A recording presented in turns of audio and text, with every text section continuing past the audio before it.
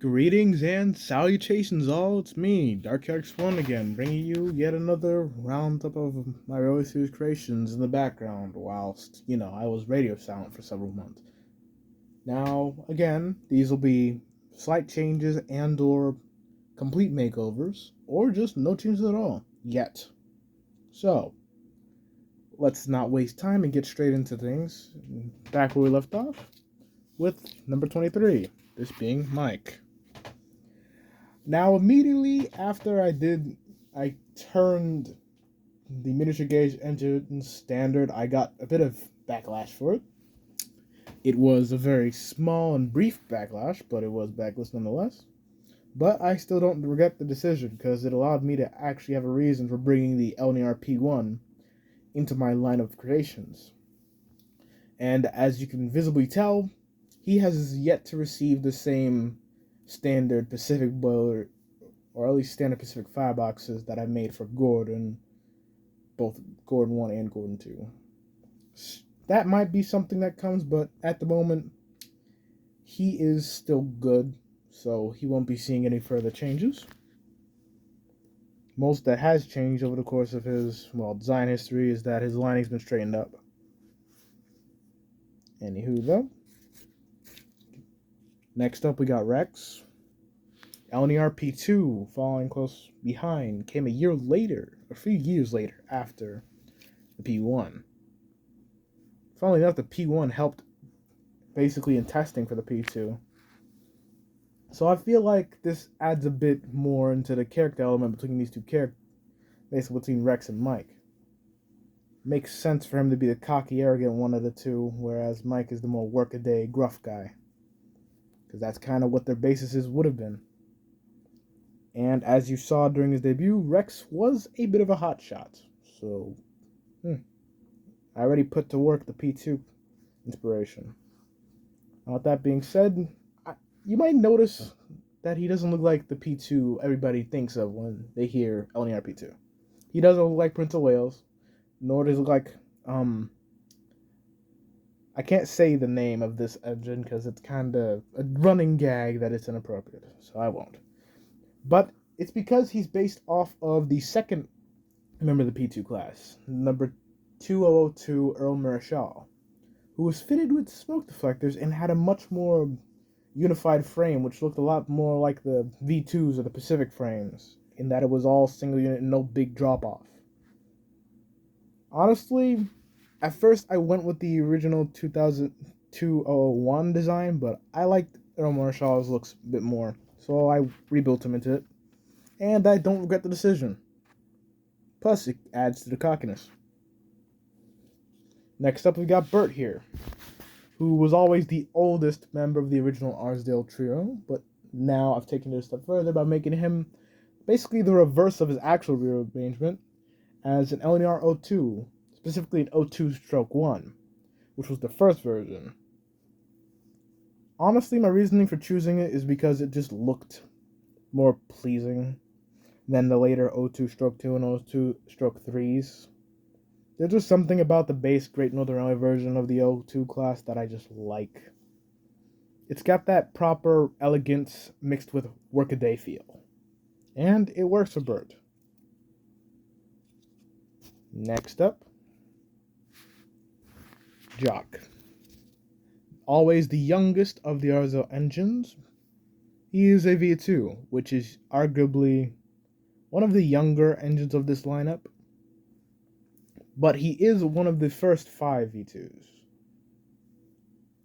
And honestly, a rebuild is definitely coming at some point. Because I've been scrolling through some old photos of V2s, and I found a version with ROD tenders, which I liked. Plus, I feel like he could do with the standard firebox, looking at him now. Plus, maybe a shade of yellow that doesn't burn on contact with superglue. But he still looks good, and all in all, can't be mad, can I? Now moving right along, we've got Harvey, who was London South Western Railway before. These were dock shunters. And considering how in the show Harvey was an industrial crane tank engine, these were obviously going to be high on the runners for basically competing to be his bases. And it went out. Honestly, it works. Though I feel like if I were to redo this in future, which I'm probably not, but if I were to, probably make the tanks a bit lower. Because on the real engine, they weren't as chunky or as high as they were here. So, hey. Whoop. Next up, Billy, who has gone under quite a big makeover. Much like Charlie, his basis has been changed to that of Sterling Origins from the LNER, being a J58 class with the open cab. So he still has the same premise of being an open cab tank engine in this universe, but he's got a bit more elegance to him, because again, LNER. If you wasn't obvious already, I have a bias towards LNER. It's not like I hate the other regions, obviously, because you can't really compete. Like, each of them have their own thing, but LNER strikes out to me, so I sort of took a gander at what they had to offer and what characters I had lined up for what I was building, and I took a tweak. Can you blame me, though? Can you really blame me? But that aside, I like how he looks now. The getting rid of the yellow stripe alongside the green made things easier, and all in all, I like it. Plus, he features the same standard saddle tank boiler design that has become, well, really common, even back in the older days of RWS Customs, which is basically black boiler barrel. And if you look inside, you can see what is basically chewy cardboard, spacing it out, and giving it a shape. Now, moving along, Stanley here, as everybody knows, is representing the kitchen family, being a kitchen works industrial, largely working around the main shops. All in all, I like it, and if I were to update it, well, it might be a J84 likely, but all in all, I prefer the industrial vibe for Stanley, because it just makes more sense. I mean, he doesn't really give off the vibe of being this big, like this grandiose, I'm from a big railway company type character. He's always kind of been more down to earth. Plus, he literally works in a shunting yard. Industrial for life. Now, next up, we have Ferdinand, who has undergone a major rebuild, shrinking him down to the proper scale of a 7F, because before, he was basically a 7F on steroids in terms of length. The fact that it took me this long to address that was kind of lapse on my own judgment, but he's been rebuilt, and I like him for it now, because he's actually accurate size. At least accurate length. Size-wise, it's going to be iffy with everyone, because there's not many pictures of each of these engines next to each other. You won't see a V2 next to a 7F. At least not unless you're in Train Simulator. But all in all, I like it, and he still has the old and wise character, because honestly, I feel like the idea of changing logging locos into something more British built is something that should be standard, because having them as hillbillies is kind of offensive and just doesn't really do them justice. Besides, Ferdinand always screamed to be the most sensible of the bunch. So, hey, this is props to Ferdinand. Next up, we have the twins, Bash and Dash here. They have undergone 0 changes and are still Northeastern Railway 040 tanks. Honestly, I'll keep them as this basis because it works. But if I do refurbish them, they'll be fitted with the same standard smoke boxes, etc. So all in all, not much to talk about, and away they go. Next up, we have another rebuilt engine, this being Caitlyn.